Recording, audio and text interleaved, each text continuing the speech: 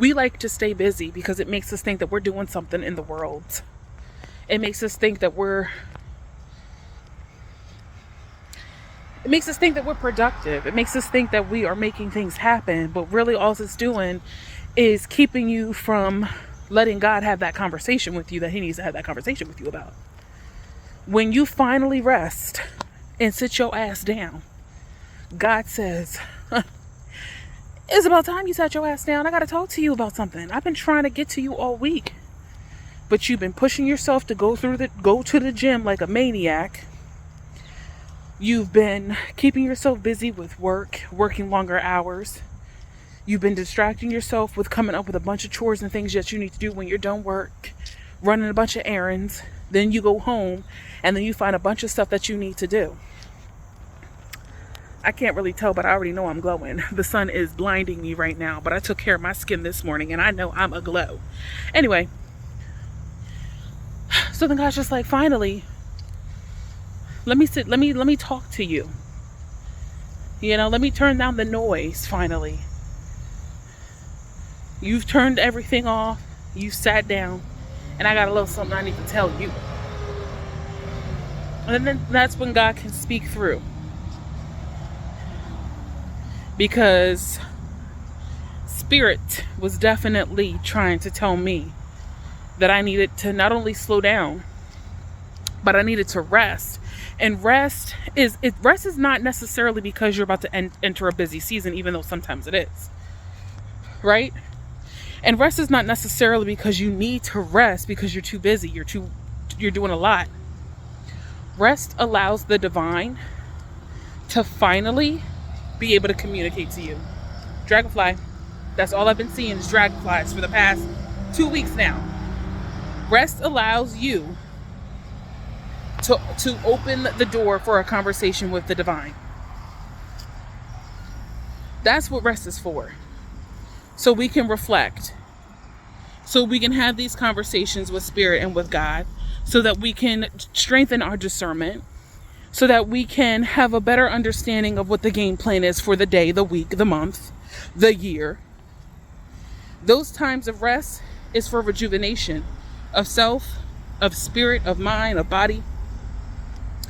That's when we are supposed to receive the deliverance we've been asking for, right? If you don't allow yourself to rest, then you can't create the space needed to invite it in your life. If you stay busy, but you're asking for a break, how are you going to get a break? If you're purposely choosing to stay busy. The crazy thing is that we are the alchemists. The universe is inside of us. We are a universe inside of a universe, inside of another universe, and therefore, whatever it is that it's placed in our heart that we desire is meant to be ours. We have to become what we want. And it sounds so crazy when people talk about it because people don't really understand what it is that actually means.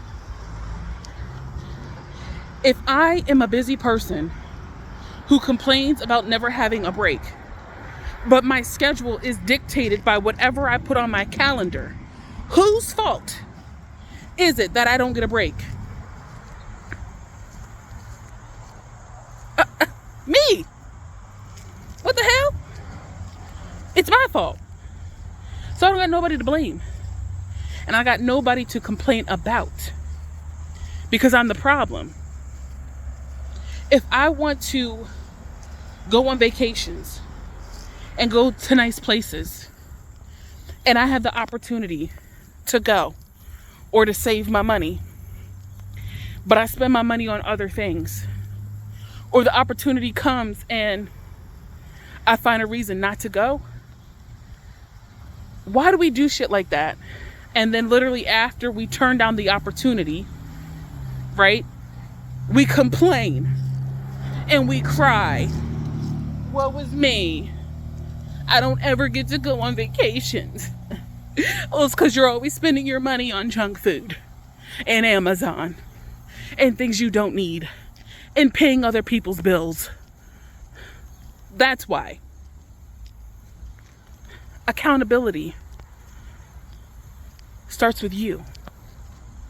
Everybody wants to be accountable until the mirror is facing them. All the things in our life that happens to us once we know, right? Once we know, we have the power to stop it. You know better, you do better. If you know better and you don't do better, whose fault is that?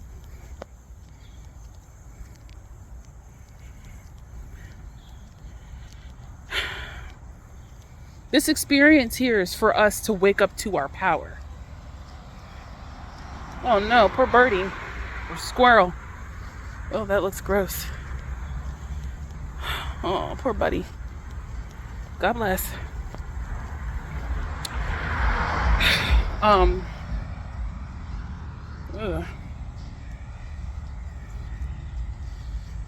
Anyway. But yeah, so that's all.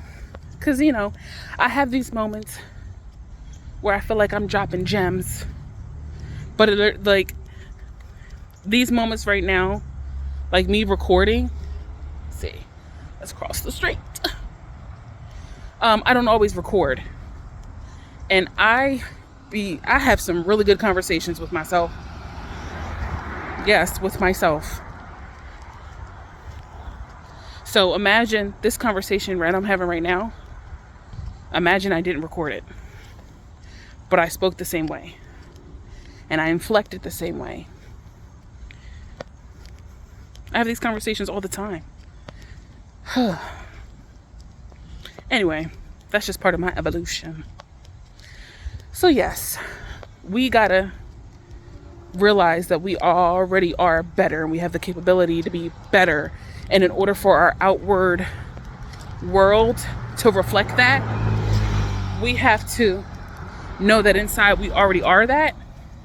And then we have to continue to implement things outwardly in our experiences. After we feel it, we know it, now we got to start doing. It's really that simple. Manifestation does not take as long as people try to tell you it takes. It takes as long as it takes for you to understand your power. So I've been trying to manifest the life of my dreams, the version of who I am today, for 6 years now. And I used to be annoyed by how long I'm like, why is it taking so long for us? It's like, well, there's certain things that you prayed for, that you asked for, that you're not actually doing. Like, you want to be this version of yourself who puts you first, prioritizes your needs, and does not accept anything less than what you deserve, but you're not communicating and being consistent with your boundaries. You're not doing things that fill your cup. You're continuing to do things that allow people to feel like they can walk all over you. That's why it's taking so long. Because you are not taking responsibility on becoming. The things that you want to do, the things you want to be, whoever you want to be, that is the becoming of you. And that requires effort. If somebody has a bill that needs to get paid, they're not just going to be like, I pray that my bill's paid. Thank you, God. Like, you could probably wish that if you were like a really powerful manifester of having faith. But if you are not fully like developed in who you are and understanding who you are, wanting your bill to get paid is not going to get paid. You might have to do a couple things. You might have to pull some extra shifts at work. You might have to pull money out of your savings. You might have to ask for more support from a resource. You might have to do things that require you to like put in effort. Not illegal things, people. So part of becoming is knowing that you have a responsibility to yourself to make it happen. Once you realize that, So many things will come into fruition because you are constantly doing the work, and you're reconditioning yourself, you're reframing your thoughts, you're becoming more mindful of the things that you say and how you say it and who you say it to.